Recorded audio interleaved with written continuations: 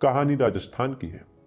राजस्थान में एक जगह लगती है, एक जिला है श्री गंगानगर, और इसी श्री गंगानगर में एक गांव है सावलसर गांव, और बात दिसंबर महीने की है, साल 2023। आप क्राइम से जुड़ी ऐसी ही सच्ची कहानी सुनना चाहते हैं तो चैनल को सब्सक्राइब करना ना भूलें। कमेंट बॉक्स में अपनी राय जरूर दें।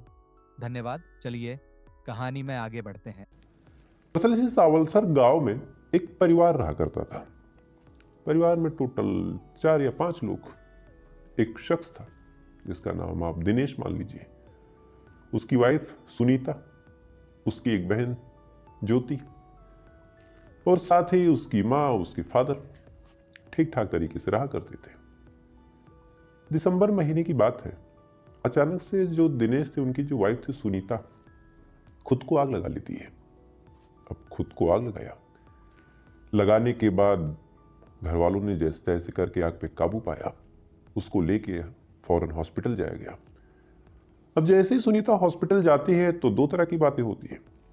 पहली कवायद शुरू होती है कि सुनीता को बचाया जाए, और दूसरी कवायद शुरू होती है कि आखिर सुनीता ने ऐसा किया क्यों। और उसमें भी एक सवाल जो लगातार उठ रहा था कि कहीं सुनीता ने ही किया या फिर परिवार वालों ने ही दहेज के लिए कर दिया।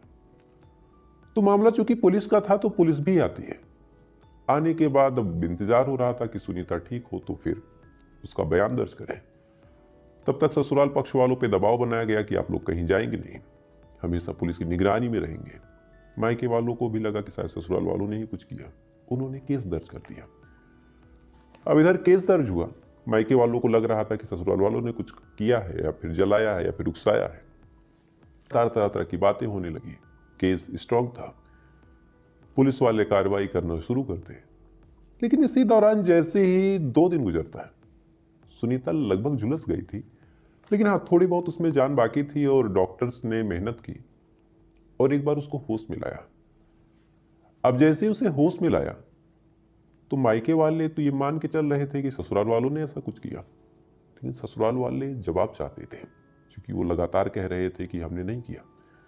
तो जब फिर उससे पूछा गया, उस महिला से, सुनीता से, कि तुमने ऐसा क्यों किया और खुद को इस तरह से जलाने के पीछे क्या वजह थी, तो उसने जो कहानी सुनाई, उस कहानी को सुनने के बाद तो से चाहे वहां पे मौजूद डॉक्टर हों, चाहे पुलिस वाले हों, चाहे मायके पक्ष वाले, चाहे ससुराल पक्ष वाले, सबके पैरों तले जमीन खिसक गई। और यहीं से कहानी पहुंच जाती है 2 महीने और पहले। दरअसल 2 महीने पहले ये जो सुनीता थी, चूंकि घर में वॉशरूम वगैरह था नहीं, तो अक्सर बाहर जाया करती थी। अब बाहर गई और वहीं पे उसने अपना जो शौच वगैरह था वो कुछ किया। इसी दौरान गांव के 3 लोग उसका वीडियो बना लेते हैं। वीडियो बनाने के बाद सुनीता से कहते हैं कि अब इस वीडियो को हम सोशल मीडिया पे डालेंगे और पूरे गांव में फैला देंगे। ये शब्द सुनीता ने सुना, उसके तो मानो पैरों तले जमीन खिसक गई। गिड़गिड़ाने लगी, रोने लगी, कह रही कि इस वीडियो को आप डिलीट कर दीजिए प्लीज, कहीं भेजिएगा मत। उसके बाद उन लोगों ने कहा कि हमें उसकी कीमत चाहिए। सुनीता ने कहा कि क्या? तो उस पर उन लोगों ने कहा कि हमें तुम्हारी इज्जत आबरू चाहिए। यानी उस वीडियो को डिलीट करने के बदले वो लोग इस महिला के साथ एक रात गुजारना चाह रहे थे। सुनीता मना कर देती है। जैसे सुनीता मना करती है, उसके बाद ये तीनों लोग कहते हैं कि अच्छा एक काम करो, हमारे साथ एक जगह चली चलो, तब वहां डिलीट कर देंगे। सुनीता शायद समझदार नहीं थी या फिर इज्जत आबरू को बहुत ज्यादा ही डर गई थी। चली जाते हैं इन तीनों के साथ, और वहीं पे ये तीनों उसके साथ रेप करते हैं, गैंग रेप। अब तीनों ने गैंग रेप किया, और गैंग रेप करने के बाद पूरा वीडियो बना लिया। यानी अब तक जो मामला शौच और ये ऐसी चीजों का था, अब वो एक फिजिकल इंटीमेशन का वीडियो बन चुका था। अब यहां से ब्लैकमेलिंग का खेल शुरू हुआ। सबसे पहले अब उससे कहा गया कि जब जब हम लोग कहेंगे तब तब तुम्हें आना होगा, और अगर तुमने किसी को बताने की गलती की तो फिर होगा तो कुछ नहीं, हमारे के खिलाफ कोई आवाज उठाएगा नहीं, किसी में दम नहीं है। लेकिन हाँ, ये वीडियो जितने हैं तुम्हारे, ये तमाम वीडियो सोशल मीडिया पे ऐसे फैलेंगे जैसे कोई खबर फैलती है। सुनीता डर गई। उसके पास कोई ऑप्शन नहीं था, ना ही अपने पति दिनेश को बताती है, ना अपने सास ससुर को बताती है। जब जब ये लोग उसको बुलाते तब तब वो जाती, ब्लैकमेल होती रही, लगातार उसके साथ यौन शोषण कहे या फिर रेप कहे होता रहा। वो लोग भी कई महीनों तक सुनीता से अपनी भूख मिटाते हैं। भूख मिटाते मिटाते जब उनका मन भरा तब उस दौरान उन तीनों की जो नज़र थी वो सुनीता की ननद पे पड़ती है, जिसका नाम मैंने ज्योति बताया था। अब जब ज्योति पे उनकी नज़र पड़ी तो चूंकि ज्योति देखने में खूबसूरत लगी उन्हें, और उनके मन में ये कामवासना दौड़ी कि अब ज्योति को भी शिकार बनाया जाए। लेकिन शिकार कैसे बनाए, तो उसके लिए फिर उन्होंने एक दूसरा जाल बुना। उन्होंने सुनीता से कहा कि अगर तुम एक बार ज्योति को ला दो तो फिर हम तुम्हें छोड़ देंगे और तुम्हारा वीडियो डिलीट कर देंगे। अब ये लाइन जब सुनीता ने सुनी, पहले तो वो मना करती है, लेकिन उन्होंने कहा कि एक बार ज्योति से आप पूछ लो, अगर वो कहे तो ठीक है, ले आना। सुनीता जाती है और ज्योति का पैर पकड़ के रोने लगती है और कहती है कि ऐसी ऐसी बात है, मेरी इज्जत बचा लो। ज्योति भी सोचती है कि चलो अब वीडियो बन ही गया है और अगर वायरल हो गया तो बड़ी बदनामी होगी, एक बार चलते हैं, बात करके देखते हैं, शायद कुछ बीच बचाव निकल जाए। ज्योति भी जाती है। अब जैसे ही ज्योति जाती है, जाने के बाद पहले वहां पे एक शख्स मौजूद था। कहा कि मैं तुम्हें पसंद करता हूं, तुम्हें प्यार करता हूं, तुम्हें पाने का बस यही एक तरीका, यही मात्र बचा था। ज्योति बस सुनती जाती और कहती कि वीडियो डिलीट कर देना और कर दो अभी। इसी दौरान वहां पे दो और लोग आ जाते हैं। उसके बाद दोनों लोग ज्योति को पकड़ते हैं, तीसरा उसके साथ गैंग करता है। उसके बाद बाकी जो दो बचते हैं वो पकड़ते हैं, फिर एक दिन गैंग करता है। ऐसे ऐसे करके ज्योति के साथ भी उस दिन कई बार हुआ और का भी वीडियो बना लिया गया और ज्योति को भी कहा गया कि जितनी बार बुलाएंगे तुम आ जाना, और अगर नहीं आओगी तो फिर तुम्हारा वीडियो वायरल कर दिया जाएगा। अब ये चीज़ जब ज्योति के साथ हुई तब ज्योति ने अपनी भाभी से कहा कि भाभी, अगर आप मुझे ना फंसाती तो मेरे साथ रेप नहीं होता, और आपने मेरा रेप करवा दिया। तो एक तरफ महिला प्रताड़ित की जा रही थी, एक तरफ उसका शोषण हो रहा था, उसका वीडियो वायरल करने की धमकी दी जा रही थी, और दूसरी तरफ चूंकि उसके ननद के साथ भी गलत हुआ, लिहाजा ननद ने टॉन्ट किया। इसी वजह से फिर वो दुखी हो गई और उसे लगा कि अपनी जीवन लीला समाप्त कर लेनी चाहिए, और यहीं से उसने फिर अपने आप को आग के हवाले कर दिया और प्लान किया कि मैं आज सुसाइड अटेम्प्ट करती हूँ। ये तो रहा कहानी का 10%। अब ये तमाम बयान जब उस महिला ने दिया तो फौरन लोगों का गुस्सा फूटा। डॉक्टर्स मौजूद थे वहां पे और भी लोग मौजूद थे। फौरन केस दर्ज किया गया। इधर डॉक्टरों से कहा गया कि इस महिला को जल्दी बचाया जाए, इसका इलाज किया जाए। लगातार इलाज होता रहा, लेकिन अब लगभग हिस्सा जल चुका था। सच्चाई निकलने तक ही शायद उसमें जान बाकी थी। थोड़े टाइम बाद जो सुनीता थी वो दम तोड़ देती है, यानी उसने जो किया था अपने साथ, सुनीता की मौत हो जाती है। लेकिन अब इस पूरे कांड में एक चश्मदीद और एक पीड़िता जीवित थी, जिसका नाम था ज्योति। ज्योति जो थी, अब चूंकि FIR दर्ज हो चुकी थी, तो ज्योति को उम्मीद थी कि शायद उसे इंसाफ मिलेगा, और जो कुछ हुआ, जो भाभी की जान गई, उसके बदले जो आरोपी हैं उन्हें सजा मिल जाएगी। उसके बाद ज्योति ने और परिवार वालों ने पैरवी करनी शुरू की। सबसे पहले पुलिस के पास गए। जब पुलिस के पास गए तो पुलिस वालों ने समझा बुझा के भेज दिया और कहा कि इस केस में कुछ हो ही नहीं सकता। अब ये शब्द, चूंकि जो ज्योति थी वो पढ़ी लिखी थी, समझदार थी, जानकार थी, उसने दुनिया देख रखी थी। जो निर्भया वाला कांड था उसको भी उसने देख रखा था। उसे यकीन था कि शायद पुलिस वाले इंसाफ करेंगे। लेकिन जब लोकल पुलिस ने ये लाइन बोली तब ज्योति का थोड़ा सा हौसला डगमगाया। उसने सोचा अब क्या करें। अब उसे कुछ समझ में नहीं आ रहा। लगातार वो परेशान, पैरवी पे पैरवी किए जा रही है, लगातार थाने के चक्कर लगा रही है, कह रही कि साहब मेरा मेडिकल करा लो, मेरा रेप हुआ है, मेरे साथ ऐसे ऐसे चीजें हो रही, मेरे पास कुछ सबूत है वो मैं आपको देना चाहती हूँ।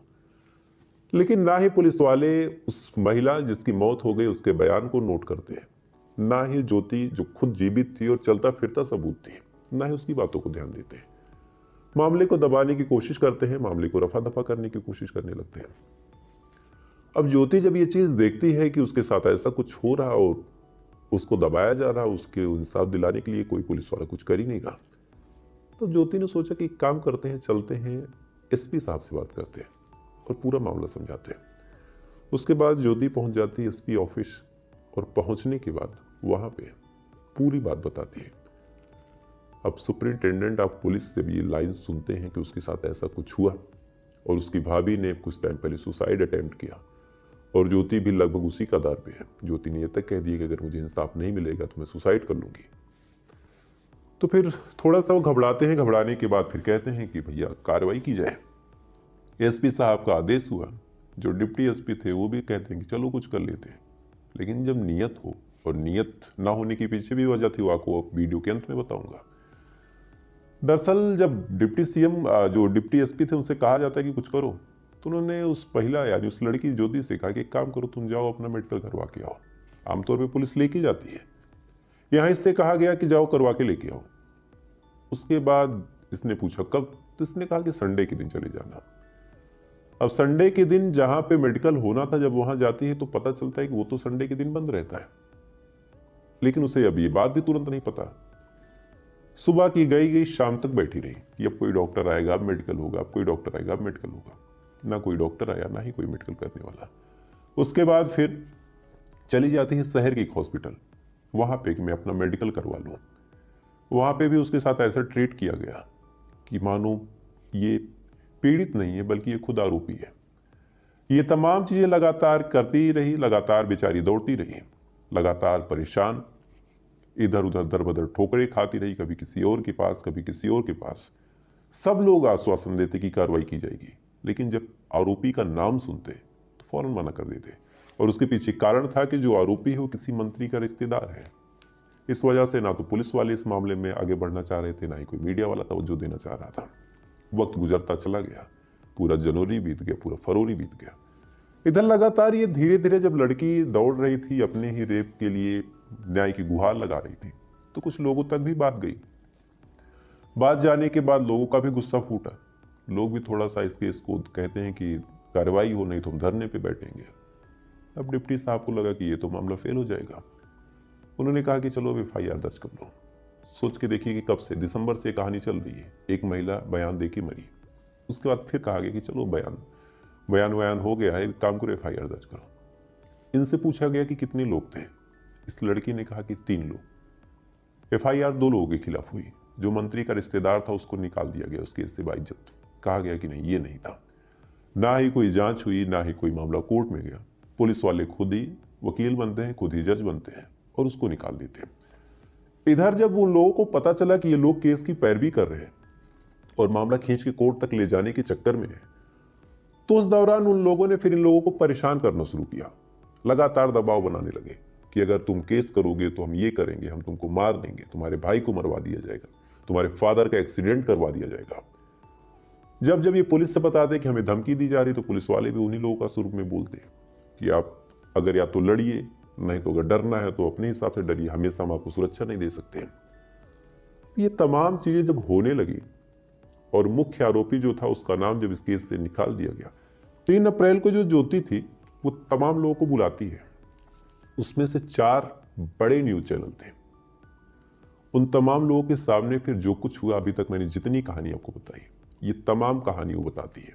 कैसे उसके साथ रेप हुआ, कैसे पुलिस उसको घुमा रही है, कैसे उसको इंसाफ नहीं मिल रहा। चारों के जो न्यूज चैनल वाले थे ऑन द कैमरा बकायदा अपना स्टेटमेंट दर्ज करवाती है, न्याय की गुहार लगाती है। उसे उम्मीद थी कि शायद इस खबर को भी चलाया जाएगा, क्योंकि निर्भया वाले को चलाया गया था, तो जोड़ के देख रही थी। लेकिन ये न्यूज वाले भी उसका गला घोट देते हैं, कहीं नहीं चलाते। और जब ये चीजें हो जाती है तो होने के बाद 12 घंटे तक वो लड़की इंतजार करती है, लेकिन जब उसे कहीं इंसाफ नहीं मिला तो 12 घंटे बाद पहले तो एक फंदा तैयार करती है। तैयार करने के बाद अपने गले में फंदा लगाती है, अपने हाथ की नस काटती है। उसके बाद अपनी जीवन लीला इसलिए समाप्त कर देती है क्योंकि उसके साथ गलत काम हुआ था, उसके साथ गैंगरेप हुआ था, लगातार उसे ब्लैकमेल किया गया। चूंकि एक मंत्री का रिश्तेदार उसमें इन्वॉल्व था, इस वजह से न पुलिस वाले कुछ करते हैं, ना ही मीडिया वाले चलाते हैं, और बस मामले को ढक दिया जाता है। और आज भी उस लड़की की जो रूह है शायद इसी वजह से भटक रही है कि कोई तो इस घटना को तवज्जो दे दे और कोई उस मंत्री के रिश्तेदार को गिरफ्तार करवा ले। चार्जशीट उठा के देख लीजिए, कुछ भी उठा के देख लीजिए, उसका नाम तक नहीं। और ये लड़की लगातार मीडिया के सामने चीख चीख कर कहती रही, ने अपना इंटरव्यू दिया कि 3 लोग थे और ये थे, लेकिन सब जगह से उन तीनों में से उस आरोपी का नाम गायब कर दिया गया। दोस्तों, अगर आज की क्राइम की सच्ची कहानी आपको पसंद आए तो कमेंट बॉक्स में अपनी राय जरूर दें और आने वाली सच्ची कहानी सुनने के लिए चैनल को जरूर सब्सक्राइब करें।